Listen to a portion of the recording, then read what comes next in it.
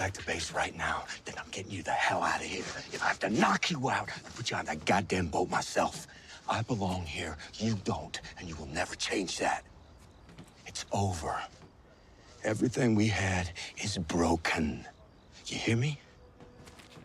Hey, welcome to Ingrid's Insights, the channel where I make meaning in movies, TV, and other media. Today we're looking at The Ones Who Live, Episode 3, titled Bye. Hey, listen to this. Imagine you're being forced to choose between the life you want and the one you're trapped in. Furthermore, imagine risking everything, not just for yourself, but for the ones you love. In episode 3 of The Ones Who Live, Rick and Michonne face these types of impossible decisions. And the result is a story that's dripping with symbolism straight from Joseph Campbell's hero's journey. This isn't just a journey about survival. It's a mythical journey, a battle between freedom, loyalty, and love. So how does the hero's journey unfold in this emotionally charged episode titled Bye? And what does it reveal about our favorite characters? Let's dive in. The episode opens with a flashback. Rick and Jadis meet in a CRM marketplace years after she saved him. Rick's frustration is palpable. He's furious that she brought him somewhere he can never leave, symbolizing his desire to say bye to the CRM. Well, in contrast, Jadis, she is all into the CRM's 500-year plan. She's definitely drank the Kool-Aid. She's asking Rick to follow her lead, but when Rick defiantly says he's going home, she hits him with the iconic Joseph Campbell line, "Follow your bliss." The thing is, it's really ironic, right? Because Rick's bliss is freedom, something the CRM can never offer. I always tell my students, follow your bliss. Follow your bliss? Your bliss, where the deep sense of being in form and going where your body and the soul want to go. When you have that feeling, then stay with it and don't let anyone throw you off. So here, Joseph Campbell is telling us how to follow one's bliss. And the way in which to do that is to use your physical form, the way you experience life, and reconcile that with what your soul is telling you. No matter what the system is telling you, no matter who in your life is telling you to do this other thing, in order for you to follow your bliss, you're going to have to reconcile your soul and your physical form. Now, Rick's physical form is in the CRM and essentially in a prison, but he wants to be home. His bliss is to get home to his family. And Jadis's bliss is also to get home to what her family was. And we'll see in episode 5 the internal struggle that Jadis goes through once she realizes that she did not follow her own bliss and the repercussions of not doing so. A few hours before the present timeline, in now, Rick meets with Thorne. He pleads with Thorne to bring Michonne along, even though we know she's an A. When Michonne finally enters the CRM as a consignee, it is her time of crossing the threshold in the hero's journey. She steps into an unfamiliar world with new rules, leaving her identity as Michonne, the warrior, behind, at least on the surface. But as she narrates the letter to Judith, she shows that she hasn't lost sight of her true purpose, which is to find the brave man. And them together, she tells Judith, they can't stop us. See, Michonne is walking two paths. The compliant consignee, the CRM, the system expects her to be, and the unstoppable alpha we know her as. This duality is essential to the hero's journey, stepping into the unknown while clinging to your core identity. Rick struggles to cling to his former self as the brave man. The system, the CRM, has dampened who he once was. He's not changed by the propaganda like Thorne and Jadis, but Rick fears for his family's safety, especially because Rick's numerous attempts to escape have only resulted in him losing both a piece of his body, his form, and some of his spirit when he cut off his hand in episode 1 trying to escape. In the now, after Okafor's funeral, Okafor being another person who paid for not following his bliss and succumbing to the system, we meet Major General Bill, who is talking with Thorne and Rick and tells Rick he reminds him of Okafor and how Rick may be the pharma, which is a Greek word or prefix that means the poison and the cure, and gives Rick a book by Yaguri Muonori, a Japanese swordsman, samurai, and martial artist of the 17th century. The book is titled Martial Arts, a Book of Family Traditions. I see here that Major General Bill is trying to envelop Rick into the CRM's military family system. Interestingly enough, Yagu Minori's philosophy isn't killing people without good reason, which is something we've seen in previous episodes that the CRM does, killing towns of people that are unaware and haven't done anything with women and children.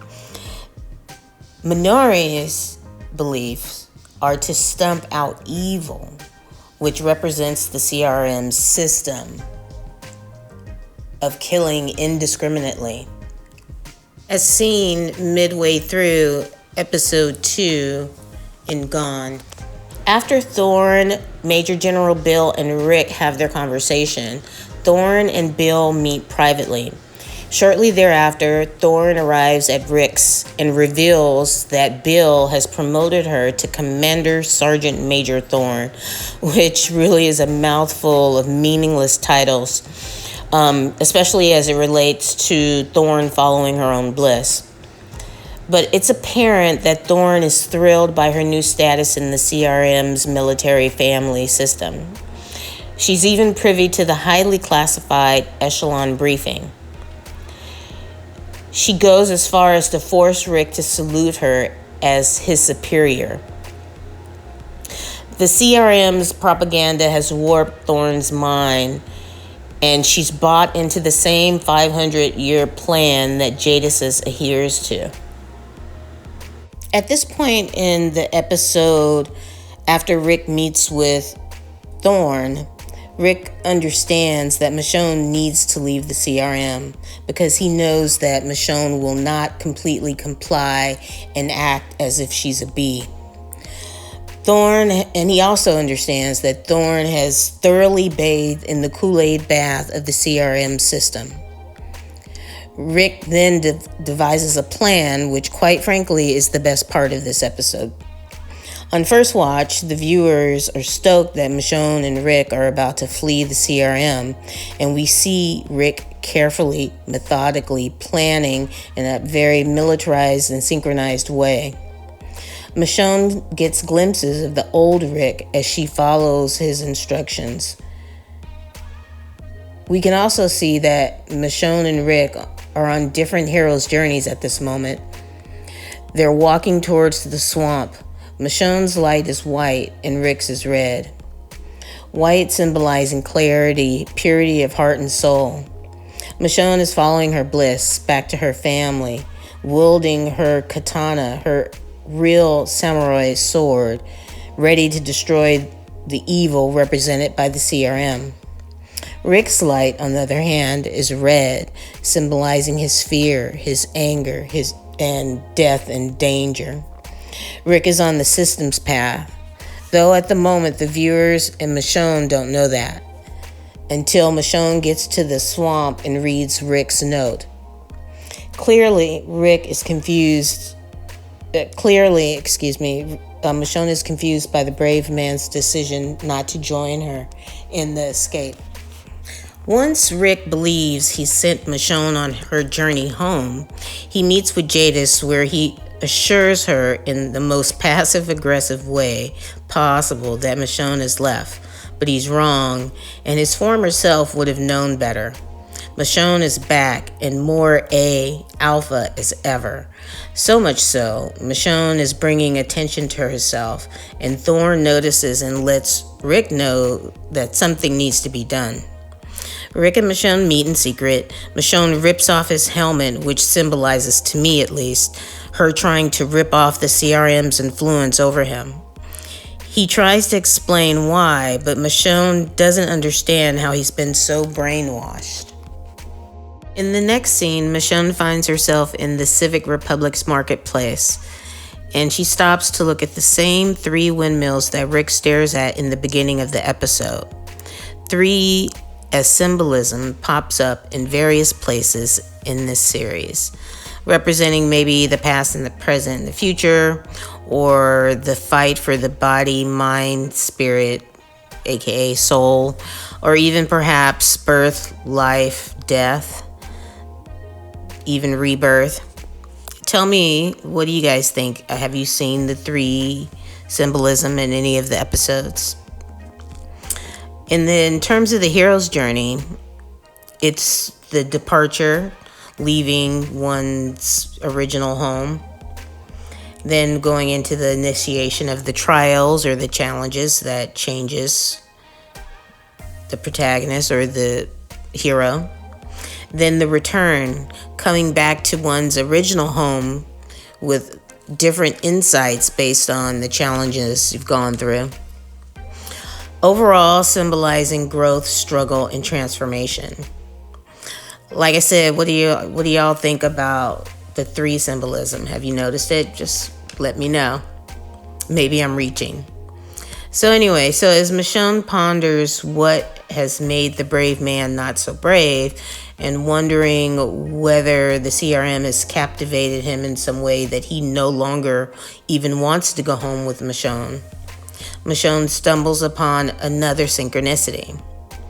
Benjiro's portraiture, the engraving artist who created the portraits of Michonne and Judith. Benjiro immediately recognizes Michonne and tells her that Rick was far more hesitant to share information about his family and took years to share their names.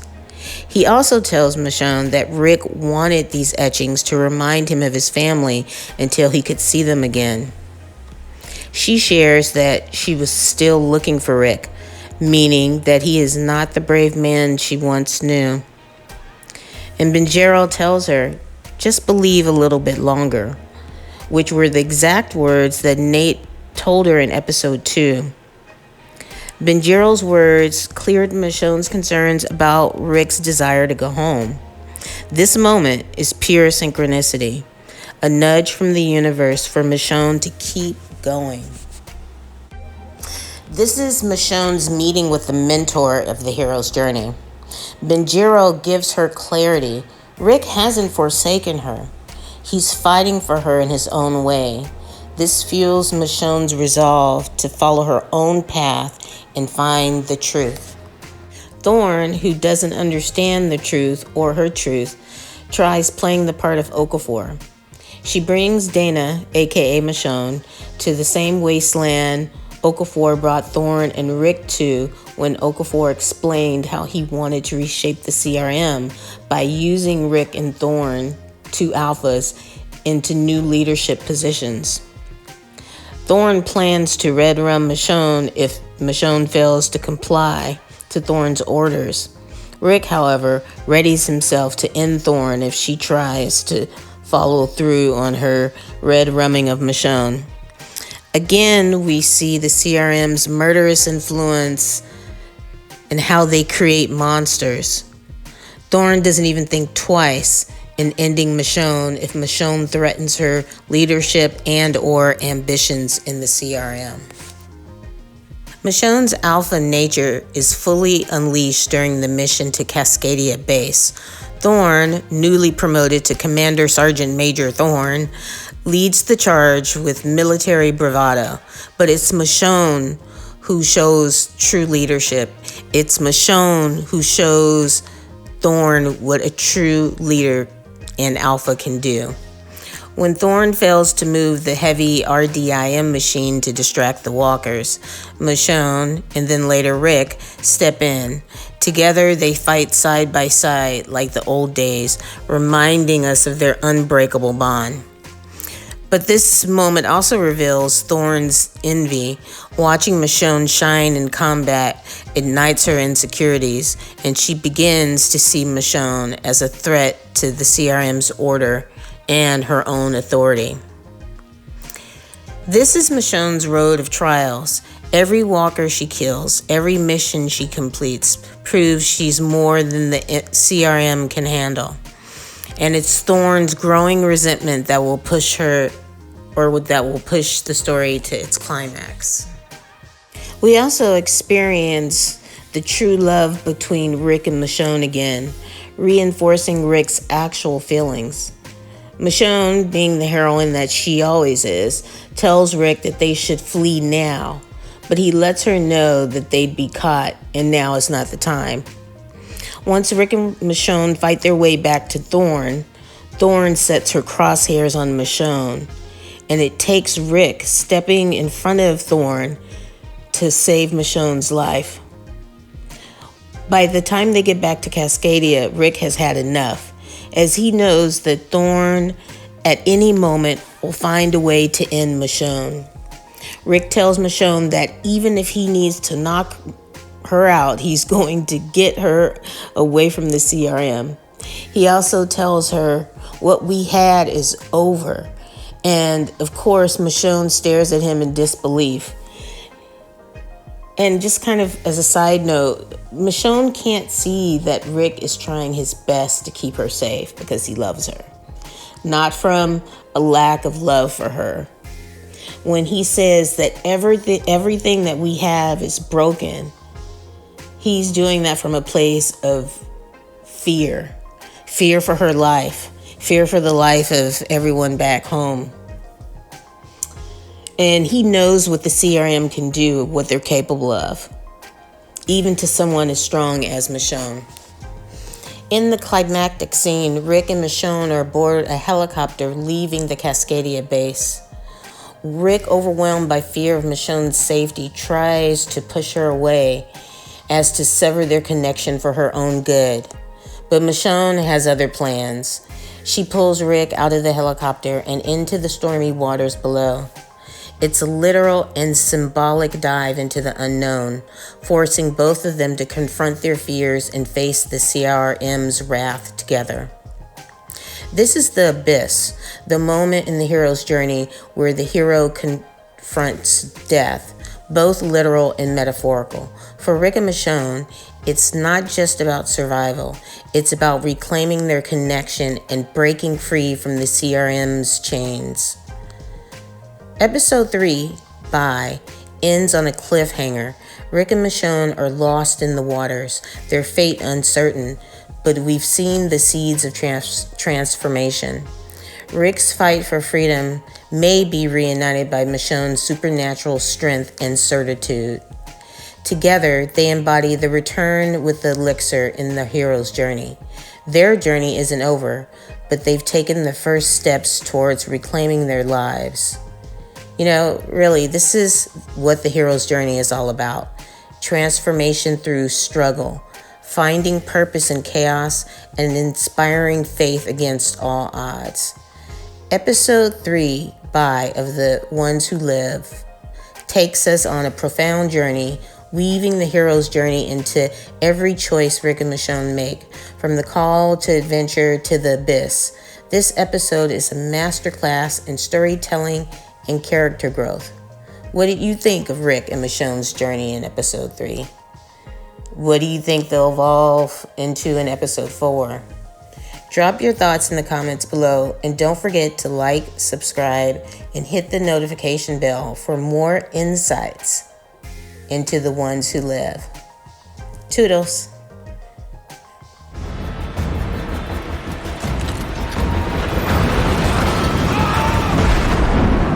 I don't know if we'll be back.